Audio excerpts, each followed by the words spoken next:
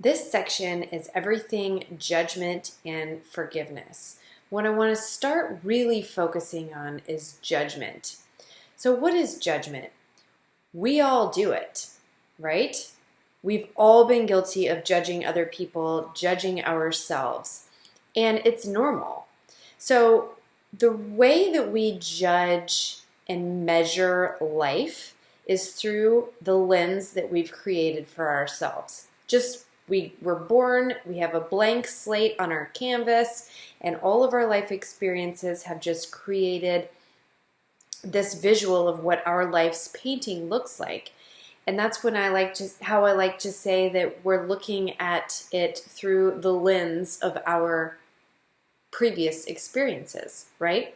So let's look at how we make judgments and how we measure our life based on our values. So if you completely value family and relationships, if that's your top priority, you might look at other people who never come home for Christmas, or don't call their parents or their in-laws or their grandparents, what I meant to say. And you might make the judgment that they're total losers, they don't care about anybody else, they're totally self-absorbed, because that's the lens that you're looking through. Those are the values that you hold, okay? For example, another example is if you really value fun, if having fun is something that you're just it's top priority, it's all that matters, just to have fun in life and party away, then you might look at someone who stays home and watches Netflix every Friday and Saturday night, never goes out, as being a total boring loser who doesn't have any idea how to really live up life and enjoy life, right? If you really value freedom and travel, then you might judge someone else for, never having left the country or never having left their own state for that matter, and just think oh my gosh, they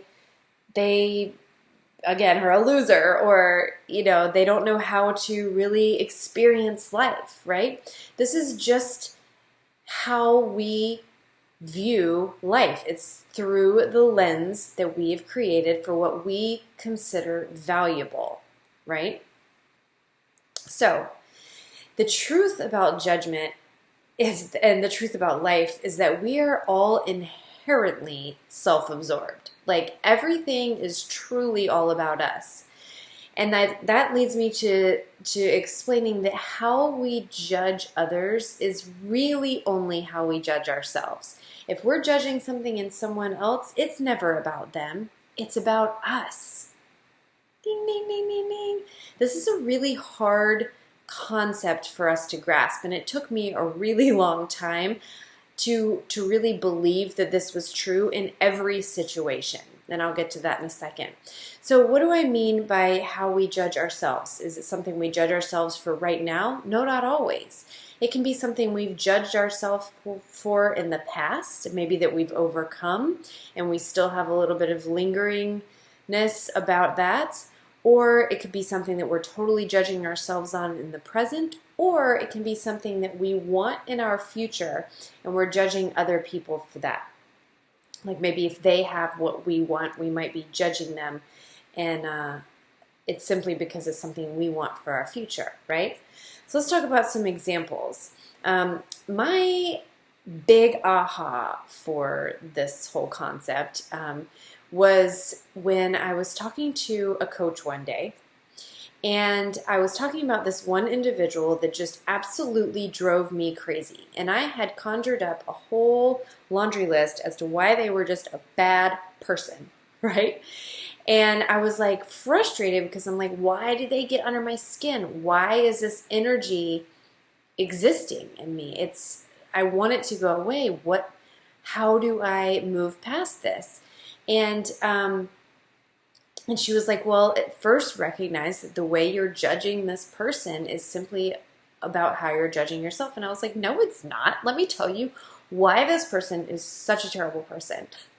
And she was what is it that you see in this person that you also see in yourself?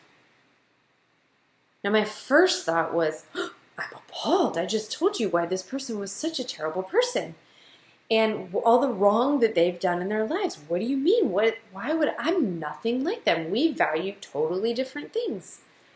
And she was like, just think about it. Just think about it. And so I thought about it, and I realized this person had the extreme need to always be right.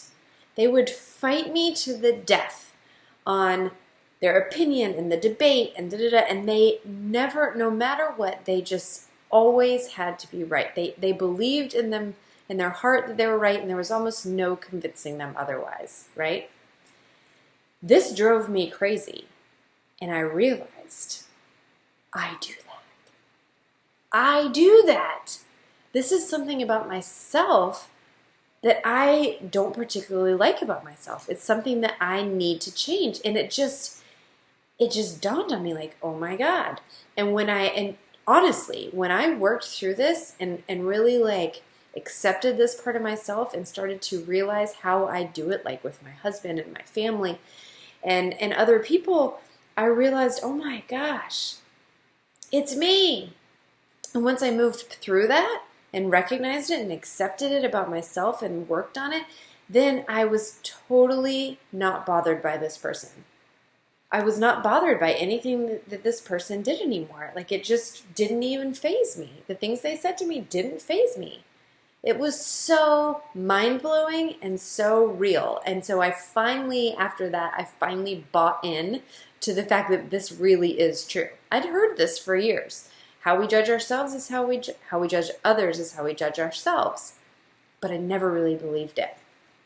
So another example is if you're someone, or if someone is just feels that they're ugly. If you just, at your core, even whether you realize it or not, if you just feel like you're ugly, you're probably looking for the ugly in all the other people. Look at her shoulders. They're so big. Her feet are so big. Her legs are so short, right? These are just things that you're projecting onto others because it's an internal conflict that you have with yourself. Always. That's always the case. There's no exceptions. Trust. This is such a big one. If someone is really unable to trust other people, the truth underlying that is that they themselves are not trustworthy. Now, I've heard people argue this fact a lot. And they're like, no, I don't trust people because I've been cheated on. So I can't trust men because I've been cheated on multiple times in my life, and so therefore I just cannot trust men. You would think that that would be true. You would think because of the way our brains work that that would be true, but the truth really is that's not how our brains work. If you have a problem really trusting other people, it's because deep inside there's a part of you that you know is untrustworthy. Let me repeat that. If there's a part that if you are judging other people for if you cannot trust others, it's because you inherently believe that you are untrustworthy. And it may be subconscious, it may be deep, and you may not realize it at all, but I promise you it's the case. I can also tell you from experience, I have been in relationships where I have been cheated on. And it hurt. It hurt badly.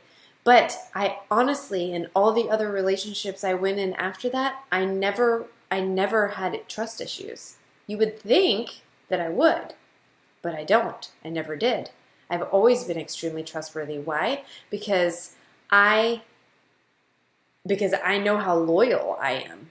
I know how trustworthy I am, so I just inherently believe that others are going to be just as trustworthy. So, interesting stuff. Another example just that I used to do is before I became a life coach, like I had dreams of being in that sort of space and like really being a successful coach, really just someone, I just loved helping people, right? And I really wanted to put myself out there and just start my own business and help other people find certain things. Now, I'm embarrassed. I want to say embarrassed. I'm not really embarrassed anymore. I've accepted it about myself. But sadly, I used to scroll social media and look at other people doing what I do now and be so nitpicky of their content. And I was so judgmental of their content and even how they really put themselves out there. And I made up all these stories like, oh, they're just so full of themselves. Look at them going live all the time. Who do they think they are? I mean, again, I am not proud of these thoughts. But I recognize now, this is years later, I recognize that those are just projections I had of who I really wanted to be. I really wanted to help people. I really wanted to put myself out there. I really wanted to be brave enough to go live on social media and talk about what I'm doing and what I'm learning. It was a dream I had, and now I even realize how at my core I've always had that dream, but I never knew how to do it in the past. Does that make sense? So we all do it. We all do it. So also, let's flip the switch. If others have hurt or judged you in the past, they were just operating out of their own hurt, fear, and insecurities. It's always the case. They are locked up in their own chains and experiencing life from exactly where they are, from their own lens, right? And they're judging and hurting you simply because it's all they know. And I love this saying that we are all doing the best we can with what we have.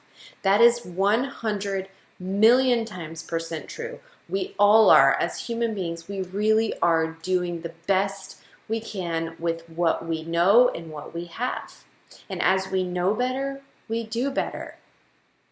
So if this is the case for us, and this is the case for everyone else, then there must be so much room to be able to forgive ourselves and forgive others, no matter what the circumstance, no matter what the circumstances, as minimal and as harsh as they may be. We're all just coming from our own painting, our own lens, and our own experiences, and our own values, what we perceive to be right, wrong, good, bad, right? Okay, so this leads me to our activity. So first and foremost, take your journal and write down one time in your life where you've really hurt someone else. And don't get prideful here. You've done it. Really, if you have to really think about it, really spend some time thinking about it, but I promise you, you've done it. How were you operating out of your own fear and your own insecurities? Okay. Second, write down a recent time where you secretly judged someone else. Were you walking down the street and you were like looking at someone who had a really nice ass and you were like, oh, must be nice.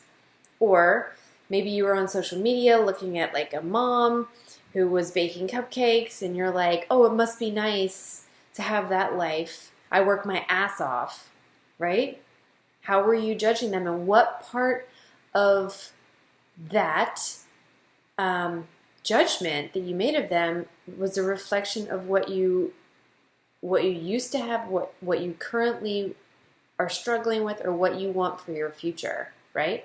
If you're judging someone for making cupcakes when you have to work so hard, that's going to be something that you would want to look at and say, how can I work on this in my life? How can I really start to reprioritize my life and make some changes so that I like my life more, that I enjoy my life more, that I have more time to cook cupcakes? There's always room for change, okay?